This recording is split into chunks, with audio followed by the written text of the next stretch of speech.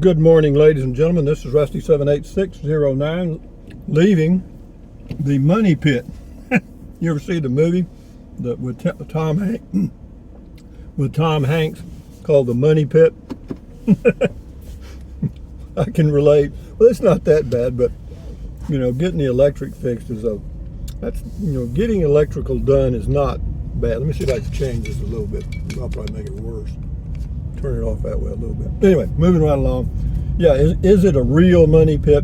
Well, not really. It's the way it is. I mean, I knew it needed some things done when I got the home here in Fort Clark Springs, Texas. And so I'm getting them done. But, you know, me being the kind of tight guy I am, you know, when somebody gives me a number for electrical and I go, ouch, owie. But yeah, the strange thing about the electrical work, the labor wasn't much at all. I mean, the labor for doing the whole thing was like $750, which I think is very reasonable. But the materials, yeesh, I had to have, because you got to run 3 heavy-duty lines from the power pole into the box, wherever you're going to put the box. Ended up being around 300 feet of whatever that is, and that stuff is expensive. So anyway, moving right along. So I'm going to get that done this week, and I'm glad to get that out of the way, and then hopefully that same person can install that. Well, I know he can do the electrical for the tankless water heater. That's not an issue, but whether he can hook it up or will or not, I don't know.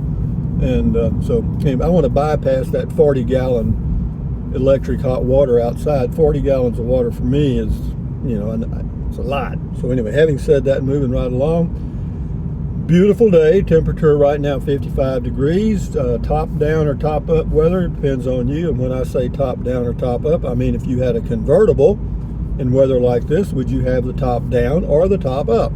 So when I say it's a top down day, it means it's a good day to have a convertible top down if you have a convertible car. Have I ever had a convertible car? Yes, I had 2 of them. Would I ever have another one? No. I had a Austin Healey Bug-Eye Sprite 1960 2-seater, no sports car. Yep, had it for about 2 or 3 years, and then I bought me a Volkswagen convertible. They used to make them. They probably still do. But you know, it's there aren't many days that you can really put the top down on a car. What has that got to do with the money pit? Not a damn thing. But I'm just rambling on here, trying to get my sanity back. You know, I've really done a lot, and I'm proud of myself in a lot of ways, because you know, moving from the RV, it's like moving from a house, you know, because you gotta get everything out of the refrigerator, everything out of the bathroom, everything out of the bedroom, everything out of the kitchen, blah, blah, blah, blah, on and on and on it goes. So I've been gradually getting it done, and I think I'll be pretty much moved out, except for taking showers in the RV today. I'll be able to cook in the home slowly. In other words, I can't run but one thing at a time. Like if I want to heat up something in the cooktop oven that I bought, I'll have to put it in the bedroom and hook it up to the plug and keep it kind of on low, because I really don't want to run over 1,000 watts right now, because even though the breakers are it's got 2 20 amps and 1 30 amp that all are tied into that bedroom somehow. I don't know how, but he's going to consolidate, the electrician's going to consolidate all that. So anyway, I'm just piecemealing it. I got everything out of the RV refrigerator. Everything is in my new Whirlpool refrigerator. And do I have more space? Not as much as I thought I was going to have, but I do have more space, no doubt about it, in the freezer and in the refrigerator, which is, do I need it? Not really. But it's nice to have. If I feel like I want to stock up on some stuff, I can. And plenty of storage inside. I ordered me another 3-level shelf for miscellaneous items that I really hadn't taken into consideration.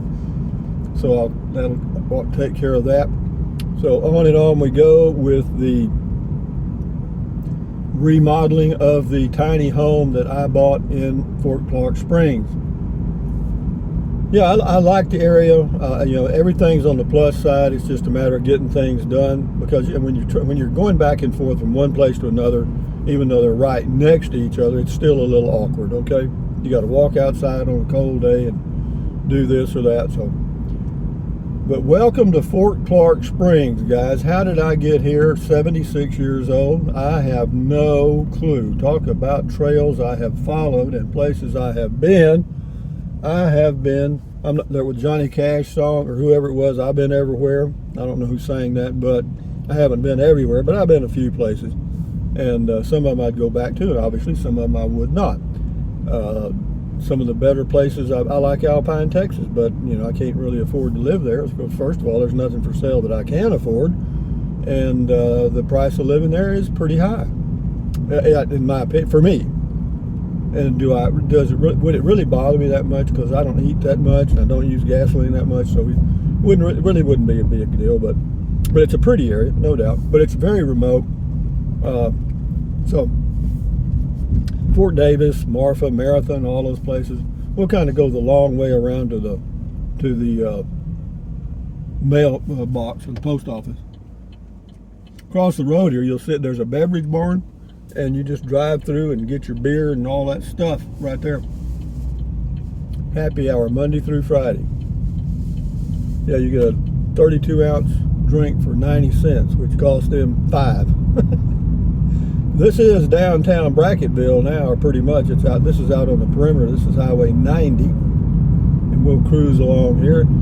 Gasoline, unleaded gasoline here is a Stripes, and it's $2.76. It shows, well, $2.79 if you don't have their card. And boy, that's a new scam they've come up with.